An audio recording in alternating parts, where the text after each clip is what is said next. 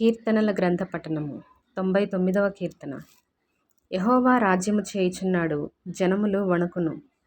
ఆయన కెరూబుల మీద ఆసీనుడై ఉన్నాడు, భూమి కదలును. సియోనులో యెహోవా మహోన్నతుడు, జనములన్నిటిపైన ఆయన హెచ్చియున్నాడు. భయంకరమైన నీ గొప్ప నామమును వారు స్తుతించెదరు.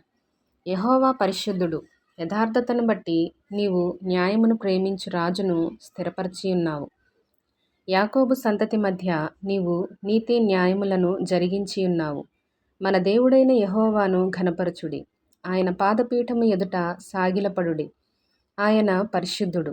ఆయన యాజకులలో మోషే అహరోనులుండిరి. ఆయన నామమును బట్టి ప్రార్థన చేయువారిలో సమూయేలు ఉండెను. వారు యెహోవాకు మొరపెట్టగా ఆయన వారికుత్తరమిచ్చెను. మేఘస్తంభములో నుండి ఆయన వారితో మాటలాడెను. వారు ఆయన శాసనములను అనుసరించిరి. ఆయన తమకిచ్చిన కట్టడను వారనుసరించిరి. యెహోవా మా దేవా, నీవు వారికుత్తరమిచ్చితివి. వారి క్రియలను బట్టి ప్రతీకారము చేయుచునే వారి విషయములో నీవు పాపము పరిహరించు దేవుడవైతివి. మన దేవుడైన యెహోవా పరిశుద్ధుడు. మన దేవుడైన యెహోవాను ఘనపరచుడి. ఆయన పరిశుద్ధ పర్వతము ఎదుట సాగిలపడుడి.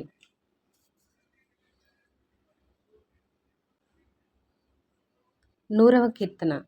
సమస్త దేశములారా, యెహోవాకు ఉత్సాహధ్వని చేయుడి. సంతోషముతో యెహోవాను సేవించుడి. ఉత్సాహగానము చేయుచు ఆయన సన్నిధికి రండి. యెహోవాయే దేవుడని తెలుసుకొనుడి. ఆయనే మనలను పుట్టించెను. మనము ఆయన వారము. మనము ఆయన ప్రజలము, ఆయన మేపు గొర్రెలము. కృతజ్ఞతార్పణలు చెల్లించుచు ఆయన గుమ్మములలో ప్రవేశించుడి. కీర్తనలు పాడుచు ఆయన ఆవరణములలో ప్రవేశించుడి.